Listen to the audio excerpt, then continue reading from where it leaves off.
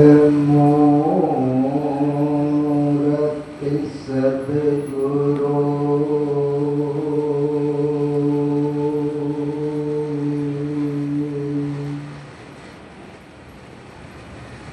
मिलव सर्वाधा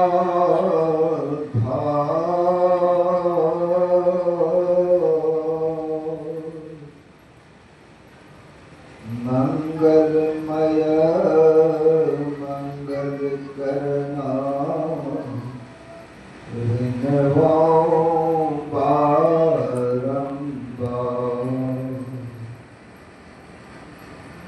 ज्ञान उदधरु ज्ञान घना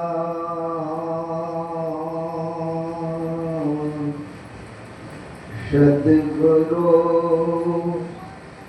शंकर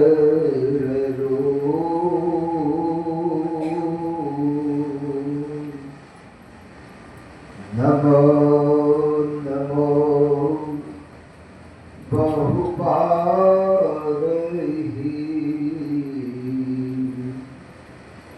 सकल शुभोजन भो।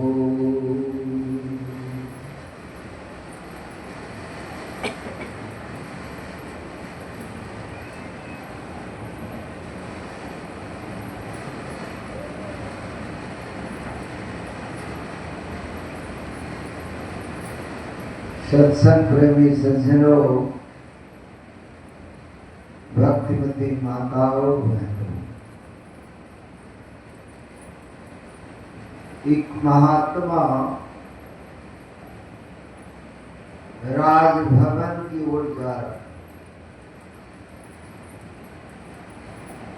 अब महात्मा ही ठहरा,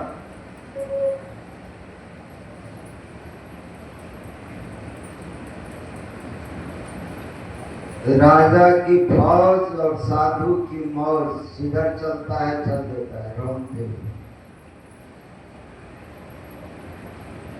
उस महात्मा के तेज को देखकर राजभवन के पहरेदार रास्ता दे देते और कोई रुकावट उसको नहीं होता था। आगे बढ़ करके वो राजमहल तक चला गया।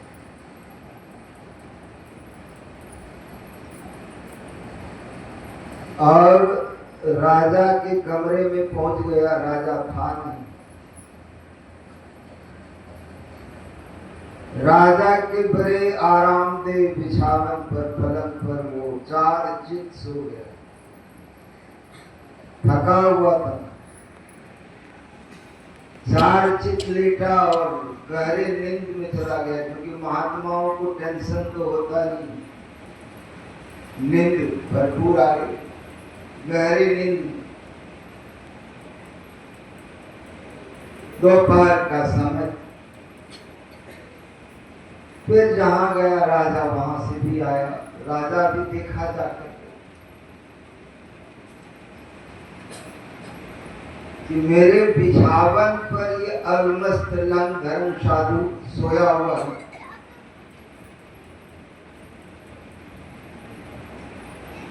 बगल से छड़ी लेकर के दो छड़ी दिया जोर से।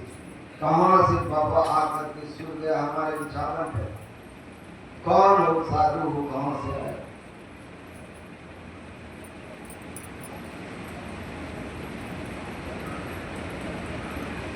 साधु उठकर बैठा और कहने लगा कि राजा बहुत बड़ा गलती किया तुम। काम गलती में किया? हाँ। पहले पूछा कि अभी थोड़ी सी आधे घंटे की नींद लगी और दो छड़ी उसका इनाम है आधे घंटे सोने। तुम कितना दिन सोए हो? कितना छड़ी लगना चाहिए? न्याय सुना दिया है।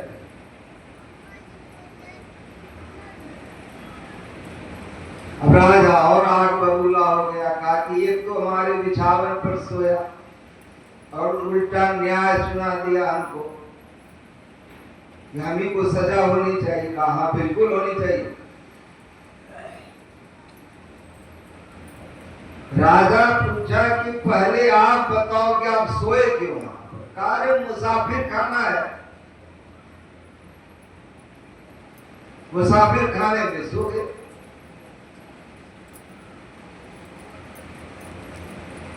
और आग में बोला हो गया राजा कि मुसाफिर खाना कहां से हो गया? राजमहल है। मुसाफिर खाना मतलब आजकल के जमाने में धर्मशाला, होटल, शराब।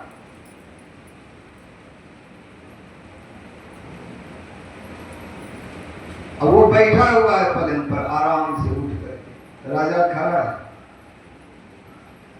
राजा को प्रश्न किया कि राजा इस पलंग पर कब से सो रहे हो? कहा कि जब युवराज से राजा बना तब से। कहा उसके पहले? तो कहा उसके पहले मेरे पिताजी राजा थे, वो सोते थे। कहा उसके पहले कौन सोता था? कहा मेरा दादा सोते थे, वो भी राजा थे।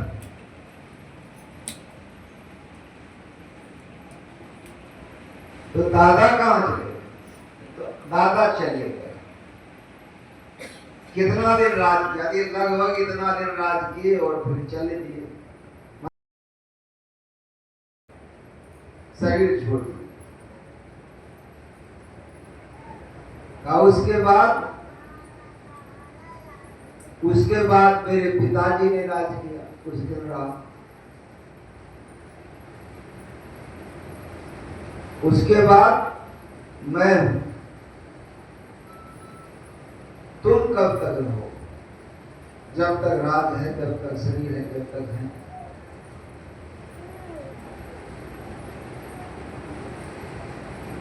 तो कहा राजा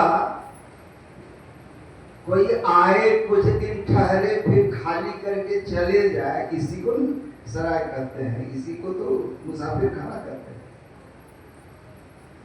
कहा बात राजा के मगज में समझ में। यहां आकर कोई परमानेंट नहीं रह गया और अचानक चला जाना पड़ता है यहां से। और जैसे गए कि आपका जो कुछ था सब खत्म हो गया।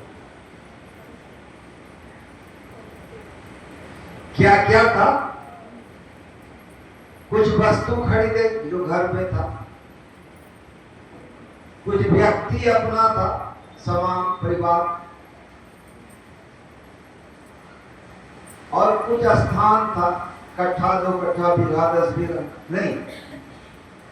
वस्तु, व्यक्ति और स्थान को अपना बनाते हुए, अपना बनाते हुए, अपना बनाते हुए जीवन खत्म रहता है। शरीर की ताकत समाप्त। जैसे शरीर का ताकत समाप्त, तो शरीर में छुपे हुए बीमारी ऊपर आ जाए। शरीर के ताकत से उसको लोग दबा के रखते हैं। जैसे शरीर की ताकत कम हुआ, बीमारी ऊपर आया और ऐसा दबोचता है, ऐसा दबोचता है कि दबोच करके ऊपर भेज देता है या नहीं? यही कहानी है यहाँ।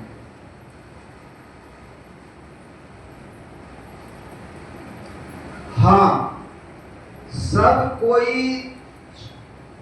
छोड़ के चले जाते हैं और जो यही कमाते रह जाते हैं, शरीर से ही कमाते रह जाते हैं, तो शरीर छूटने के बाद शरीर के द्वारा कमाया गया सब कुछ चला जाता है। एक सांस बंद हुआ कि टोटल बैंक बैलेंस 0, कुछ नहीं होगा, चलेगा। लेकिन एक और उपाय, निराश होने की बात नहीं है कि सब कुछ छोड़ के जाना है, बेकार कमा कर जा रहे हैं, बेकार जीवन जी रहे हैं। नहीं, एक ऐसा जीवन भी है कि शरीर के अवलंब के लिए शरीर से दुनिया में कमाते भी हैं और अपने को जानने के लिए शरीर से छोड़कर अपने अलग होकर के अपने को देखने का अभ्यास करते हैं।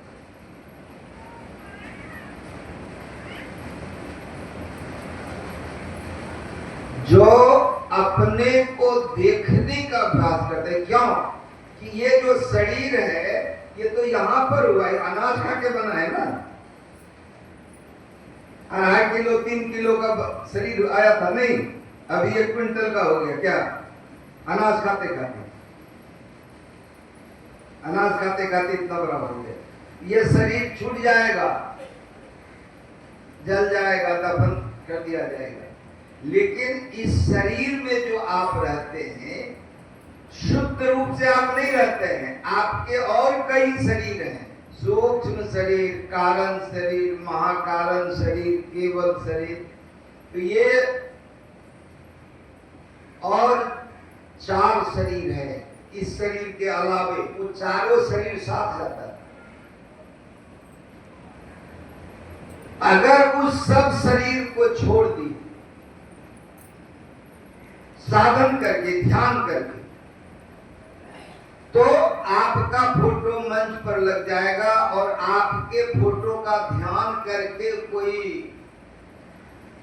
अपनी सदगति में जा सकता है। गुरु महाराज ने यही किया, ब्रह्मलिंग पूज्य बाबा ने यही किया, इसलिए उनकी तस्वीर सिंहासन पर लगी हुई। तो शरीर छोड़ करके जो कमाते हैं,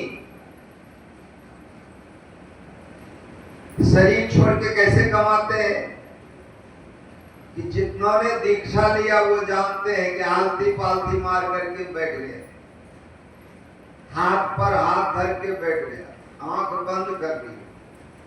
अब इस शरीर से ख्याल हटा करके अपने जहां पर कहा गया कि मानस जप करो, कुछ जप करते हैं, फिर मानस ध्यान करते हैं, फिर जो कभी नहीं देखे उसको देखने के लिए अभ्यास करते हैं। और ये शरीर नहीं करता है, शरीर को छोड़ के हम करते हैं। इसीलिए ये जो कमाई हुआ, इस कमाई को शरीर छोड़कर जब जाने लगते हैं तब उसको पोटली बांध के बिते जाते हैं माथा पर। सूक्ष्म शरीर रहता है और सूक्ष्म कमाई रहता है, उसको लेके जाते हैं। जब फिर जन्म होता है कहीं, तो वहां से फिर कमाई शुरू हो जाता है, वहां से आगे का। और होते होते अपनी पहचान हो जाती है, फिर आना जाना नहीं। इतनी बड़ी कमाई शरीर छोड़ करके होता है। और शरीर लेकर के जो कमाते हैं, तो शरीर छूट गया, तो शरीर का कब कमाया हुआ कमाई छूट गया। तो अब बताइए कि यहाँ पर 2 विभाग हुआ। एक, शरीर के भरण पोषण के लिए वस्तु, व्यक्ति, स्थान कमाना, वो भी जरूरी है। और आगे जो जाएंगे शरीर को छोड़ करके, उस रास्ते का खर्च चाहिए और कहां जाएंगे वो भी चाहिए। वो एक कमाई है जो आगे के लिए है, और एक कमाई जो यहां पर उपभोग कर सकते हैं करेंगे, और उपभोग करके जो बचेगा वो छूट जाएगा। 2 कमाई, दोनों कमाना है। शरीर के साथ कमाना है जो शरीर के भरण पोषण के लिए कमाए, और शरीर को छोड़ करके जो कमाते हैं वो नाम की कमाई है। और नाम की कमाई गुरु के द्वारा प्रदत्त होता है। गुरु से नाम लेकर के साधन करते हैं। और नाम, एक तो जो जप करने के लिए दीक्षा में बताया जाता है, वो भी नाम है। उस कमाई से जब आप आगे बढ़ेंगे, तब एक बिंदुता प्राप्त करके जब नाम अंदर में अनहद शब्द सुनेंगे तो एक कमाई वो भी है। और उसके बाद में शब्द झीना होते होते, अनेकता से एकता होते होते एक शब्द, सार शब्द बचेगा। वो असली नाम है। उसी नाम के लिए इधर नाम है। इसीलिए पाठ में आप लोगों ने सुना, बिन गुरु ज्ञान नाम नहीं पढ़ो, वृथा जन्म गवाई। अगर वो नाम लेकर के, दीक्षा लेकर के, मंत्र लेकर के, जप करके अगर अंदर के ध्वनि को नहीं प्राप्त कर सका तो वृथा जन्म गवाई हो। ये जो जन्म है व्यर्थ में चला गया, वृथा चला गया, कोई उपयोग नहीं रहा, क्योंकि बाकी तो सब छूट गए। उस कमाई से क्या होता है तो बताया, जल भर कुंभ दियो जल भीतर, बाहर भीतर पानी हो, उलट कुंभ जल जल ही समय, तब क्या करिए क्या नहीं। कहते हैं, उदाहरण दिया कि नदी है, तालाब है, पानी ही पानी है। उस पानी में एक घड़ा में पानी भर करके वहां पर ले जाए। जल भर कुंभ दियो जल भीतर, एक घड़ा, कुंभ मतलब घड़ा, एक घड़े में पानी लबालब भरा हुआ, उस घड़े के पानी को भर करके पानी में डुबा दीजिए। तो अभी तो घड़ा में पानी है, डूबे हुए में भी घड़ा में पानी है, लेकिन उलटी कुंभ जल जल ही समय है। उस घड़ा को उलट दीजिए तो पानी पानी में मिल गया। तब क्या करेंगे ज्ञानी हो। अब ज्ञानी जो है किस ज्ञान से उसको अलग करेगा, मिल चुका है, मिल चुका। तो घर, कुंभ मतलब घड़ा होता है, और घड़ा इस शरीर को भी घट कहते हैं। कबीर साहब की वाणी में है, घट घट में हुआ साई रमता, अपने घट दिए ना बारूड़े, अपने घट मतलब अपने शरीर। तो इस शरीर में पूरा लबालब चेतन भरा हुआ है, क्योंकि यहां पर एक बाल कोई खींचेगा तो पता लगेगा माथा में, यदि हाथ में कोई चींटी काटेगा तो पता चलेगा, पैर में कोई कांटा चुभेगा तो पता चलेगा। पूरे शरीर में वो चेतन आत्मा व्यापक है, भरा हुआ है। अभी घड़ा में जैसे पानी भरा हुआ। अब एकाग्र हो गए, घड़ा को खाली कर दिया, जैसे सो गए नींद से। तो आप कहीं चले गए, एक लाठी जोर से कोई पैर में मारा, चोट लगेगा? उस सोने की स्थिति में चोट लगेगा? आप सोए हुए हैं, नहीं लगेगा। चोट कब पता चलेगा? जगने पर। जब जग गए तब। अगर कोई और दुनिया देख रहे हैं आप सपने में, तो जो असली दुनिया है वो नहीं दिखाई पड़ा, कोई और दुनिया बन गया वहां मन से। सपना होता है ना, वो जागृत वाली स्थिति रहती है वहां नहीं रहती।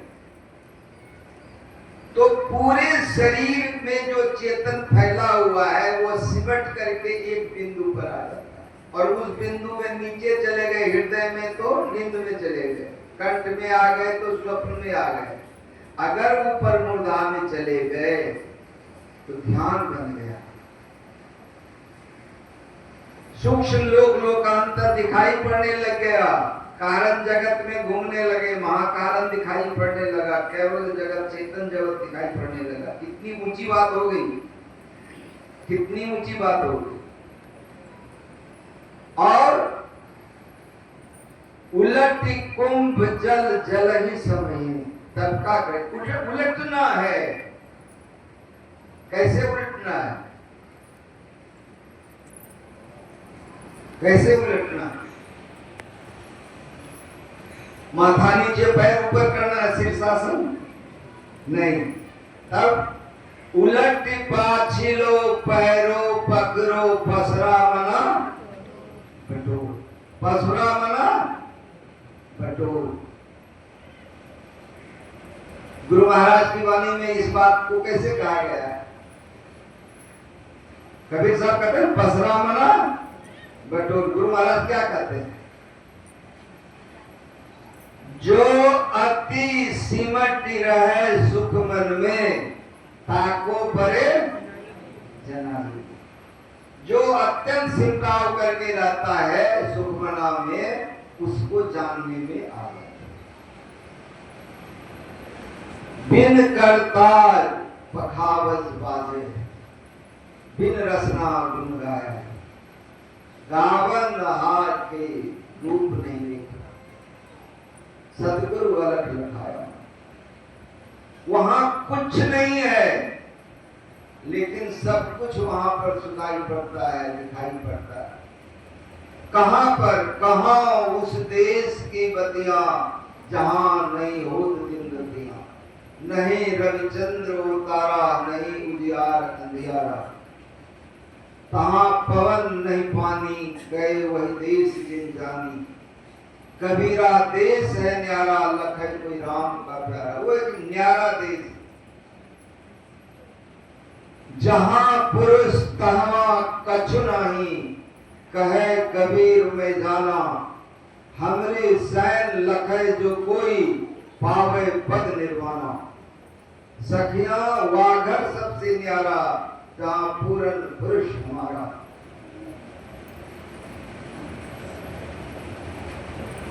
जहां पुरुष कहवा कछु नहीं, कहे कबीर में जाना। हमरी सैन लखे जो कोई, पावे पद निर्वाणा। तो मेरी दृष्टि से जो देख उनको दिखाई पड़ेगा।